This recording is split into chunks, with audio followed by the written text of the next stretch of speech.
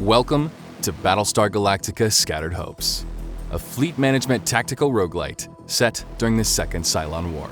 You command a Gunstar, leading a fleet of survivors escaping the fall of the 12 colonies, with the Cylon fleet hunting you relentlessly. Your only chance to survive is to rejoin humanity's last hope, the Battlestar Galactica.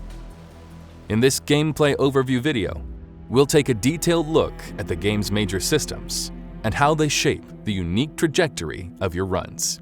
In Scattered Hopes, the core gameplay loop is structured by alternating phases of fleet management and combat. Fleet management phases offer a limited number of turns to prepare for the next Cylon encounter.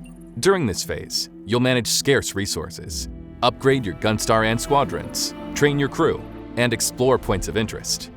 Various crises and in-fleet situations will also confront you with hard choices, affecting your fleet's survival odds.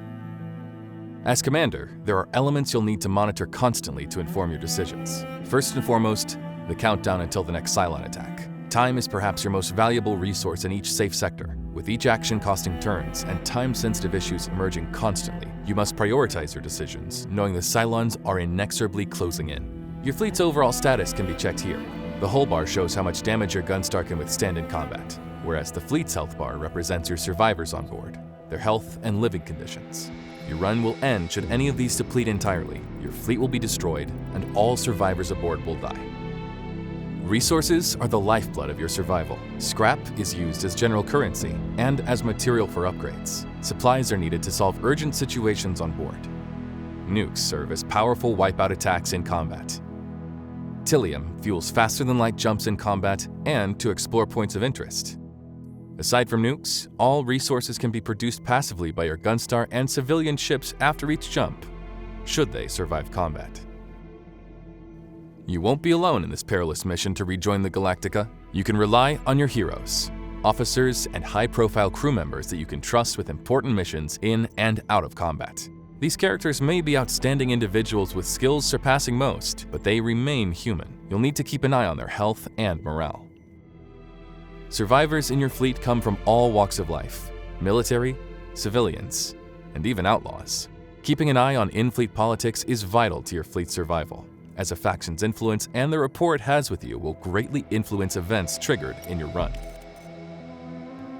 Situations are various events that happen on board, ranging from hull breaches, fires, Cylon onboardings, illness, or general crowd panic. These can occur spontaneously, or as a result of your failing relationship with a faction. They may also happen as a consequence of incurring extensive damage in combat. You can resolve them by sending one of your heroes to deal with it directly, or by utilizing supplies. Keep in mind that some situations may pose risks to your hero's safety and could, at worst, cost them their lives. You can choose to ignore them, but if you do not address them by the end of the indicated countdown, your fleet's health will degrade significantly. At some point, you'll discover that some of these situations are actually a result of sabotage from an infiltrated Cylon. Nobody can be trusted, and you'll need to unmask the imposter through a dedicated investigation. Crises are more complex events that will require you to step directly into the Combat Information Center. After listening to the briefing, you will be offered two choices on how to address the issue.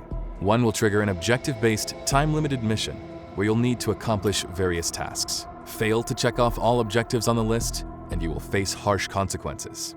The other choice will offer an immediate but often costly solution, whether you pay with dwindling resources or by losing favor with a hero or a faction, knowing that these tense relationships may trigger even more crises in the future. Crises test your ability to weigh the outcomes of each choice and measure their impact on your fleet's immediate and future needs. Sacrifices will always be necessary, but which are you ready to make? On the flip side of crises, opportunities are events that can reward you with positive effects, such as additional resources and improvements to your fleet. They also require tasks to be completed within a limited time frame, but in this case, failure does not come with negative consequences. Once per sector, decisions that make you fall out of favor with a faction or a hero can be slightly counterbalanced by spending time in the bar.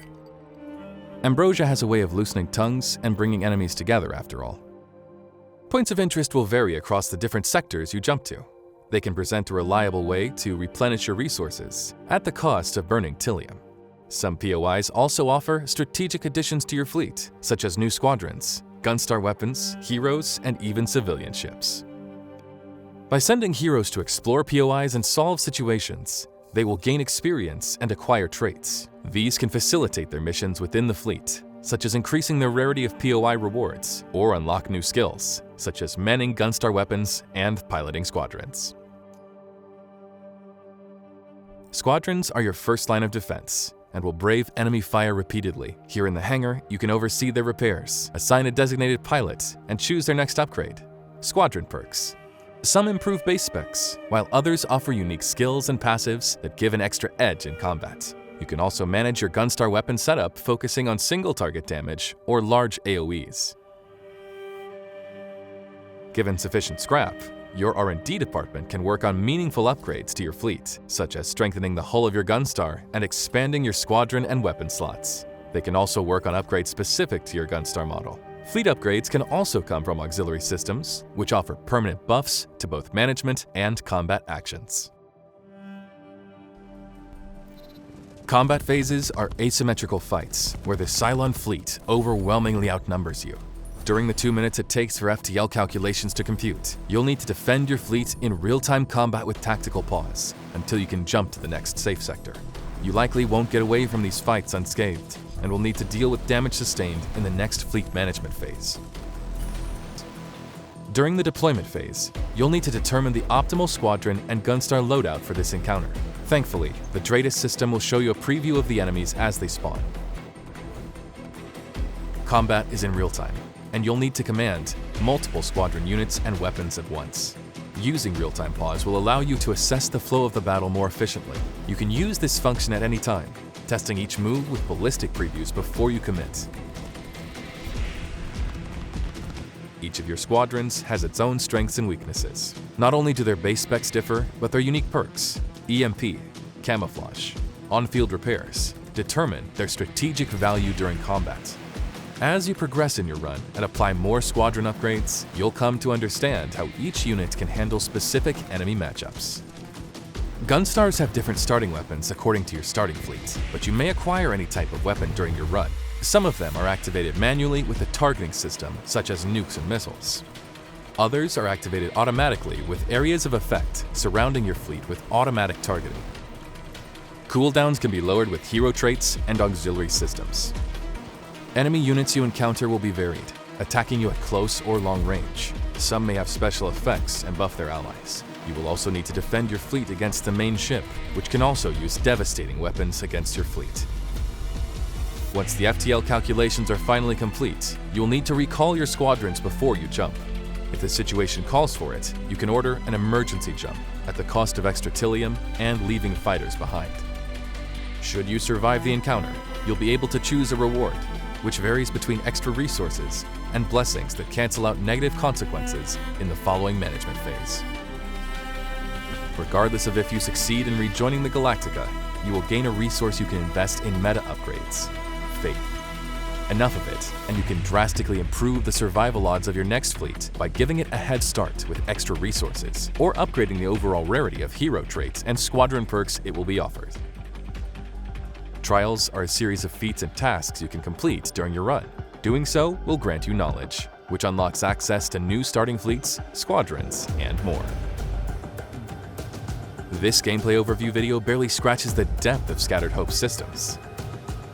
Stay tuned for more deep dive content.